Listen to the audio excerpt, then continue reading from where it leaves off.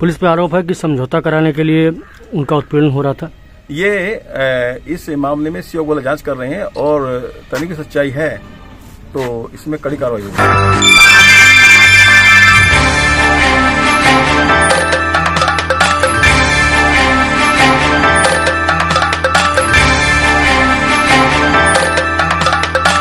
आप देख रहे हैं जमीनी हकीकत news network update. Mailani Kheri से 24 घंटों में 3 मौतों से सहमा क्षेत्र मचा हड़कंप। जांच में जुटी पुलिस। मैलानी लखीमपुर खीरी महज 24 घंटे के अंदर 2 बेटों सहित पिता की मौत से क्षेत्र में मचा हड़कंप। एक दिन पूर्व पिता का लटकता मिला शव, जिसमें परिजनों ने हत्या का आरोप लगाया। वहीं चंद घंटों के पश्चात रेलवे ट्रैक पर बेटे का शव बरामद किया गया। फिर चंद ही घंटों के पश्चात दूसरे बेटे का मिला शव फांसी के फंदे से लटकता हुआ। मिली जानकारी के अनुसार किसी मामले में पुलिस से न्याय न मिलने के कारण घटनाएं होने की आशंका जताई जा रही है। वहीं अंतरकलह और आपसी विवाद की भी कुछ बातें सामने आ रही है, लेकिन सच्चाई अभी गर्भ में है। अब देखना यह होगा इन लगातार 3 मौतों में पुलिस का क्या रोल आता है और 3 मौतों से पुलिस पर्दा कैसे उठाएगी।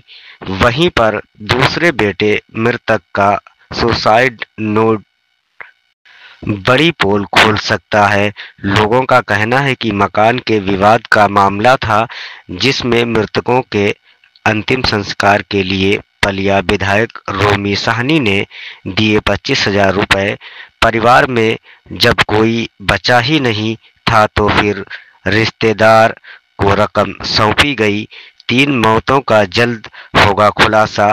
पुलिस प्रशासन जांच पड़ताल में जुटी। बने रहिएगा जमीनी हकीकत न्यूज नेटवर्क के साथ। आप देख रहे हैं जिला क्राइम ब्यूरो आकर्ष कुमार की रिपोर्ट। क्या घटना हुई डॉक्टर साहब?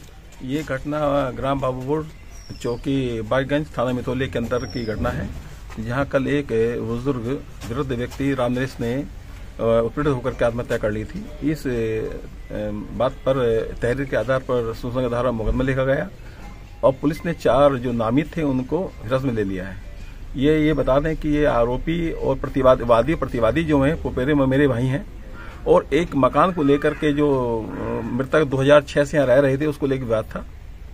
उसी विवाद में आकर के ये, क्योंकि इनका कहना था कि ये मकान रामनरेश का कहना मकान मेरा था, प्रतिवादी कहना ये था कि मकान हमारा है, इसको लेकर के विवाद था और इनमें अभी एक समझौता अभी हुआ था। इस समझौते के बाद रामनरेश ने जाके घर में आत्महत्या कर लिया। आज क्या घटना हुई? आज ये घटना हुई कि इसके बेटे जो मुकेश है वो सुधीर है, सुधीर के जेब से एक नोट मिला है जिसमें उन्हें 4 लोगों पर उत्पीड़न का आरोप लगाया है और उसने रेल के सामने पटरी के सामने कट के आत्महत्या कर ली। उसकी बात सुन करके बड़े भाई मुकेश ने भी आत्महत्या कर लिया फांसी लगा करके। पुलिस पे आरोप है कि समझौता कराने के लिए उनका उत्पीड़न हो रहा था।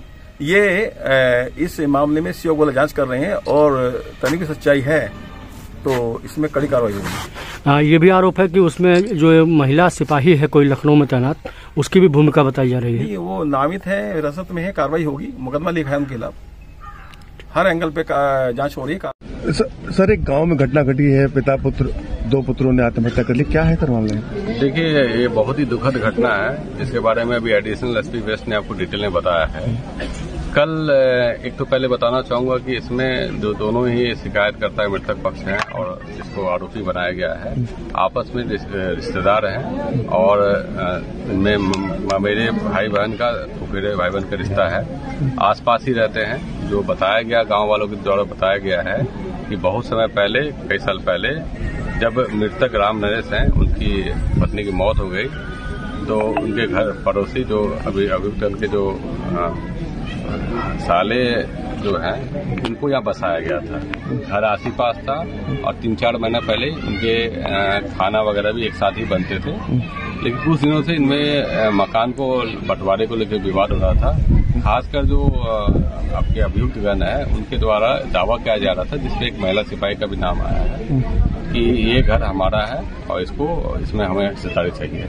कई स्तरों पे बातचीत हुई थी, गांव वाले भी बातचीत में शामिल हुए थे और कोई सुलह की स्थिति नहीं बन पा रही थी और आए दिन कभी झगड़ा भी होता था। परसों एक सुलहनामा में बात भी हुई थी और लोग थोड़ी सहमत भी हुए थे, लेकिन कल ही जैसे कि आपने देखा होगा कि पहले पिता के द्वारा आत्महत्या कर ली गई और उसके बाद उनके बेटों ने तहरीर दी कि इसमें हमारे पिता को के विरुद्ध मतलब कि इतने परेशान किए गए जिसके खिलाफ हमारे पिता ने आत्महत्या कर ली। इसमें तुरंत मुकदमा पंजीकृत कराया गया था और कार्रवाई की गई।